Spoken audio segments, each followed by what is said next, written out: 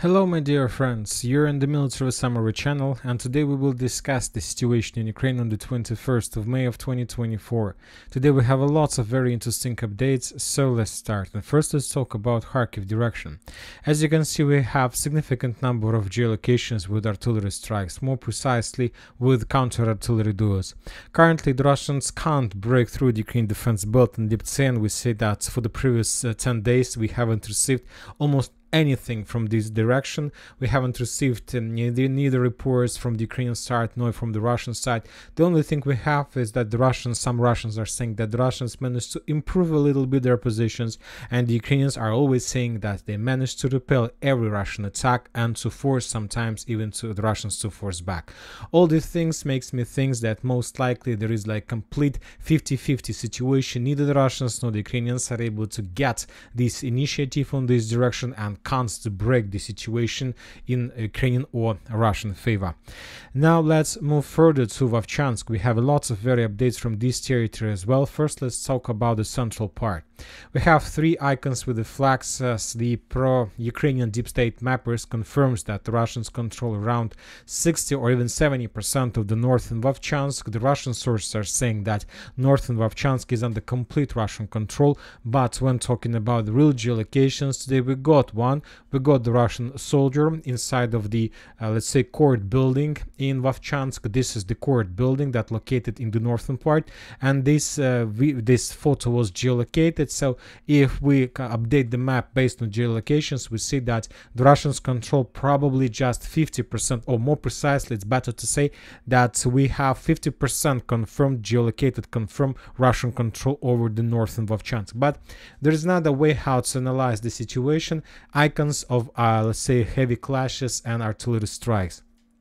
When talking about artillery strikes and the icons of artillery strikes, we see that during the previous few days we stopped receiving any updates, any artillery or mortar strikes in the northern part. We stopped receiving any videos or neither from the Russian or from the Ukrainian side, which confirms that there is no more clashes inside of this area already, and that the Russians are moving focus further to the south. For example, on this video we can see how the Russians were bombing the forest that located to the south of Vovcha River.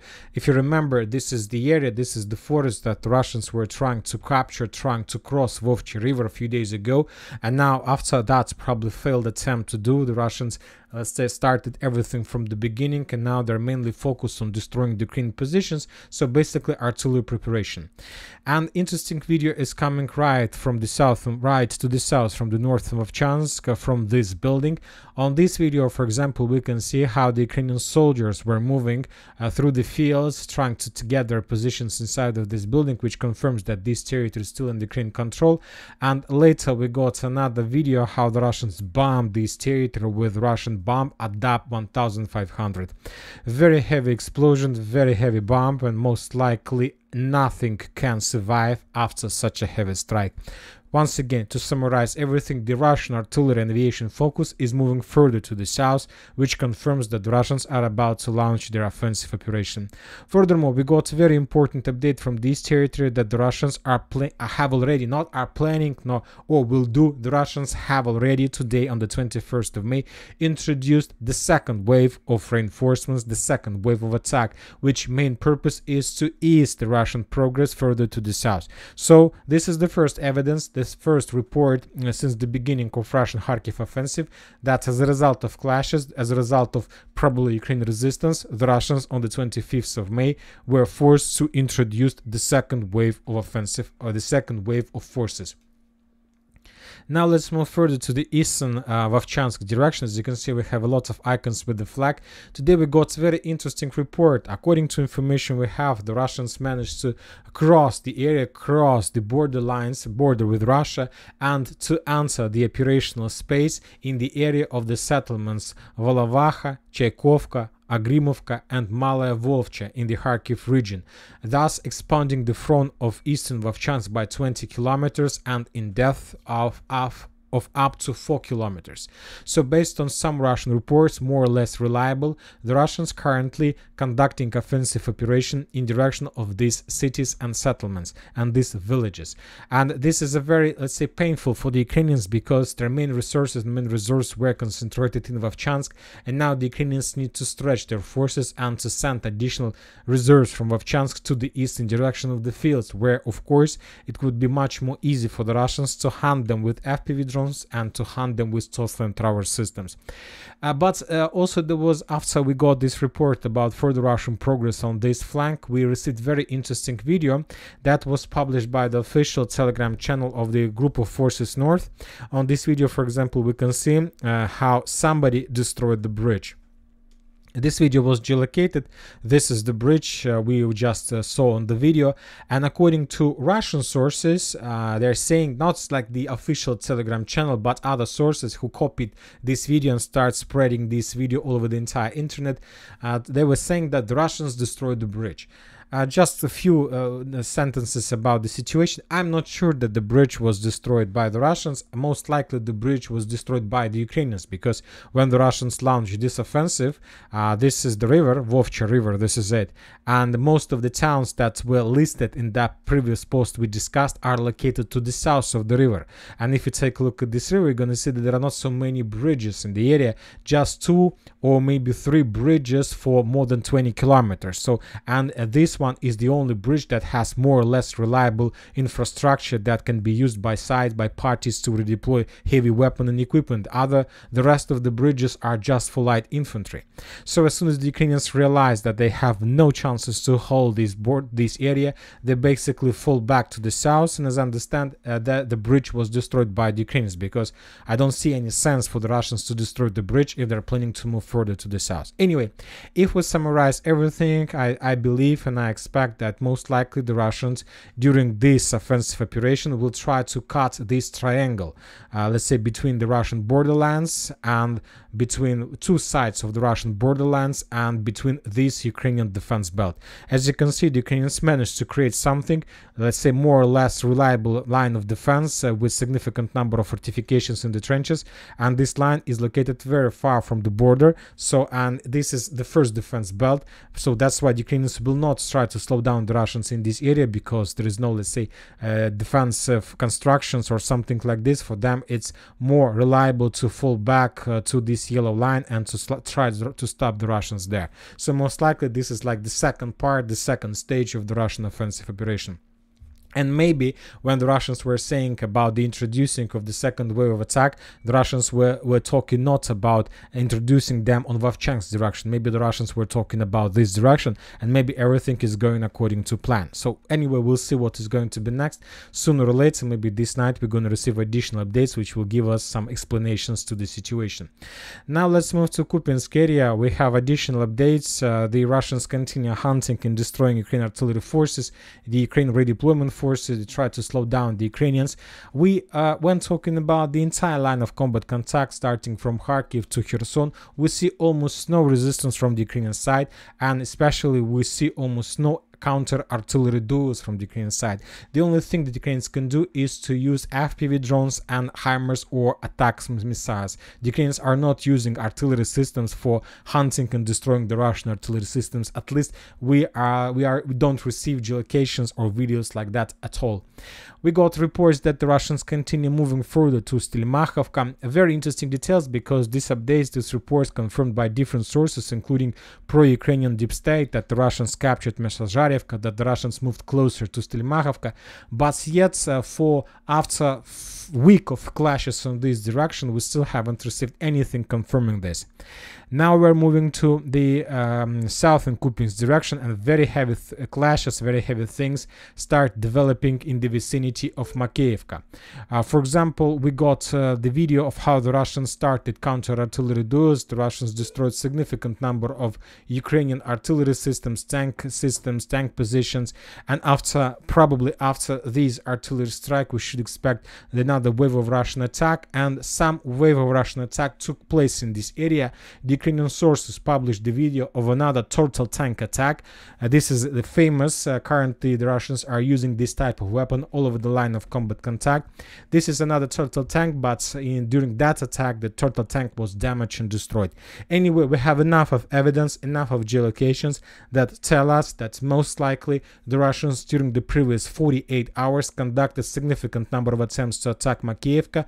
Probably the Russians managed to improve their positions. We need to wait a little bit, and most likely during the next few days we're going to receive details about those attacks. Now we are moving to the south, to Kremenaya Forest, as we discussed in the previous updates. According to different mappers, the Russians managed to improve their positions to the west of Dibrova and to capture additional forest belts. Bilogorovka, if you remember, yesterday the Minister of Defense of Russian Federation reported that as a result of very heavy clashes, the Russians established complete control over Bilogorovka, but yet after 36 hours since the previous report, the Russians haven't provided even a single geolocated confirmation that they managed to do this. So most of the mappers, after one day passed, start claiming and posting different updates that the report about the Russian progress in Bilogorovka was just wishful thinking. There are still very heavy clashes between the Ukrainians and the Russians, and even if the Russians were able to capture some streets and buildings and maybe 90% of Bilogorovka, due to the fact that Ukrainians still control the strategical hills, there are still chances from the Ukrainian side to regain their lost positions. Anyway, when talking about the sources and the reliability, the report was made by the Ministry of Defense, so we have adjusted the map, and of course if we receive updates confirming Ukraine counterattacks or Ukraine control, we will adjust map back. Now let's move to Chasiv Yar direction, where the Russians continue offensive operation. As you can see, we have significant number of geolocations. The Russians continue offensive from the south, trying to break through the Ukrainian defense belt and to establish complete control over the high-rise building. The Ukrainians from their side try to counterattack the Russian positions in the northern flank, trying to regain lost positions in the residential area and to force the Russians to fall back from the village by the name of Kalinovka. The video was published from the first person. This video was made by the 14th Legion Battalion, and they were storming the empty buildings in the fields, and most likely they managed to clear some and to regain lost positions. So the situation is very complicated. The Russians continue bombing and attacking the village.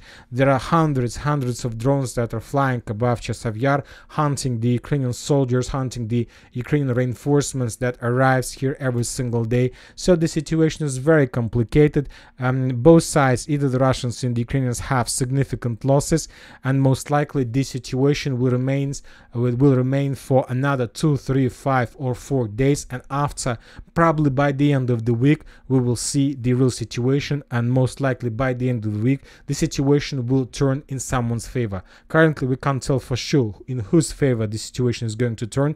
There are chances that either the Ukrainians are able to repel Russians' attacks or the Russians are able to break the Ukrainian defense belt.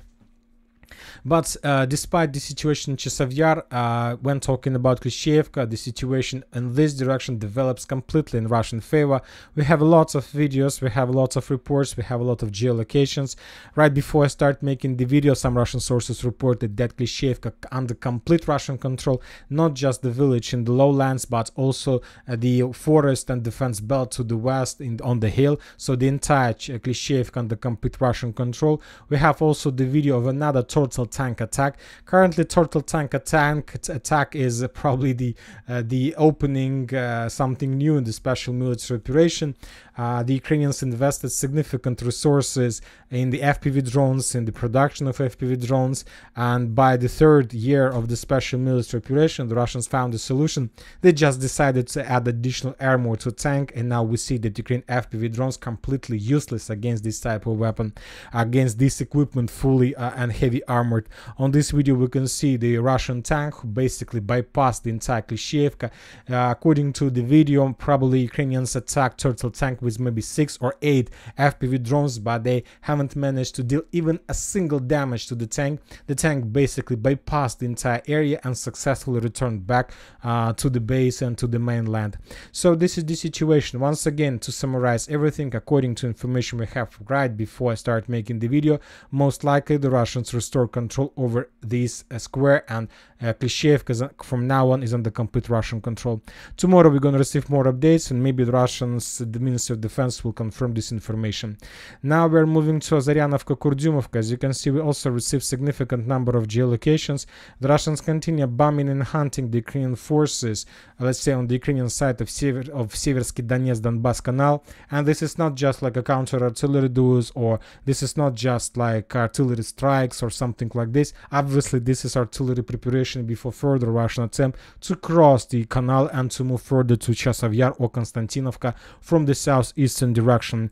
If we increase the numbers of this since the beginning of May, we see the focus of the Russian forces. Almost every single square kilometer was heavy bombed by the Russians, either by artillery, Stoss-flame tower systems, or FPV drones. This is once again not just a counter-artillery duels, not just attempts to, let's say, reduce the manpower of armed forces of Ukraine. This is artillery operation before greatest offensive operation in direction of the villages by the name of Bilagora and Netailove, and most likely after the fall of Klishchiivka, the Russians will launch this attack as well. Now we're moving further to Avdiivka area, where we also continue receiving significant number of very interesting details and updates. So let's move there. According to information we have, the Russians managed to establish complete control over the village by the name of Netailove. We have different mappers updates, and we have, of course, video geolocation confirming this video. On this video, we will not watch the video. We have the Ukrainian drone who was FPV droning the Russian forces in the most western part, in the most western buildings of Netailove. Now let's move further. Krasnogorovka, almost nothing, and important updates are coming from Novomikhailivka. The Russians, after a very short operational pause, the Russians understand that most of the forces, significant number of forces of 79th Air Assault Brigade, were redeployed to the north in Kharkiv direction. And right now, exactly this day, exactly maybe this minute or second, the Ukrainians of 79th Brigade are as weak as only possible, or as ever they were since the beginning of the special military operation. So the Russians decided to take the chance, and they start offensive from both sides. Maybe the Russians are not ready, but most likely the Ukrainians are not ready as well. They are not ready at all, because they have the Ukrainians reduced ammo, support, manpower, reinforcements, and reserves, and Ukrainians on this direction should rely on the sources they have right now. And as a result of clashes during the previous few days, the Russians have already established and managed to gain some success. On this video we can see the Russian troopers entering Paraskovievka and capturing another building, and let's say after the Ukrainians counterattacked, the Russians managed to repel every single upcoming attack, and then they raised the flag, which confirms additional Russian progress. On the southern part, the Russians first were trying to demine the area using once again turtle tank with the demining equipment, but the tank got on minefield, also wasn't destroyed but damaged. After the explosion, the tank driver started running away from the tank, but the tank survived. So the Russians, after they tried to clear the area, they launched an offensive, and we have the video of Ukrainian side how they were FPV droning the Russians here as well. So the Russians are moving to Konstantinovka. And of course, during those attacks, during the Russian attempts to break through defense belt, of course, the Russians continue hunting the Ukrainian positions, radars, communication equipment, trying to make the Ukrainians as blind as possible, as deaf as possible as well. Lots of warehouses, artillery systems were also suppressed and destroyed. So as I understand, as I see, the Russians also entered the active phase of the final battle for Konstantinovka. And you know that South Donetsk direction is a very unique direction, because if we increase the numbers of this since the beginning of May, you're gonna see how many artillery systems were suppressed and destroyed, Ukrainian I mean. So every single blue circle with a yellow, let's say, icon inside means another destroyed Ukrainian artillery system. D-20, D-30 howitzer, maybe some Panzer howitzer 2000 or M777 howitzer, or another Paladin, or any type of artillery systems that Ukrainians have. A significant number of them were destroyed in the fields just since the beginning of May. And this is not the end of the May. There are still up to 10 days of clashes. So tens of artillery systems were destroyed just for 1 month. Complete superiority in the short range and long range artillery systems from the Ukrainian side, and we see complete absence of any resistance from the Ukrainian side. If the situation was 50-50 among these fields, we should have seen the same picture as we've seen here, but with the red color. but we see nothing, just few Ukraine FPV drone strike and just one multiple launch rocket system that was destroyed by the Ukrainians. That's it. So the difference, as you can see, probably 1 to 30 or even 40. Complete superiority from the Russian side and no chances for the Ukrainians to do anything on this direction.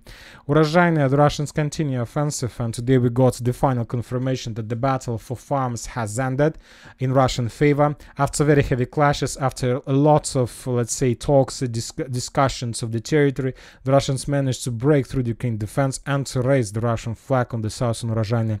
Of course, this is not the end. There is still a lot of job to do, and the Russians doing this job very well. As we can see, the Russians are bombing the territory with FABs, with artillery, and once again the Ukrainians are showing no resistance to the Russians. Basically, they don't have anything to show the Russians. This is the main problem. Robotina, we have received almost anything, haven't received almost anything. The Russians just try to develop and to improve their positions around the village, trying to force the Ukrainians to fall back. This is exactly what is happening on this direction. Kherson direction, we haven't received almost anything, so nothing to talk about. And probably the most important update during the previous 24 hours, the Russians launched the military exercises, and this is very important.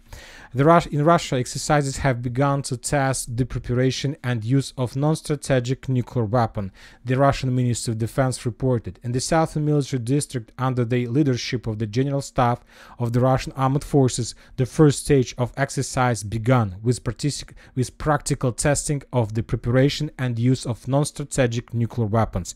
As a part of the event, they practiced the task of obtaining ammunition for the Iskander and securely advancing to a designated area in preparation for missile launches. The Russian airspace forces will equip the Kinzhals with special warheads and move into the patrol area. The exercise is carried out in order to unconditionally ensure the territorial integrity and sovereignty of the Russian state in response to provocative statements and threats by individual Western officials against Russian country.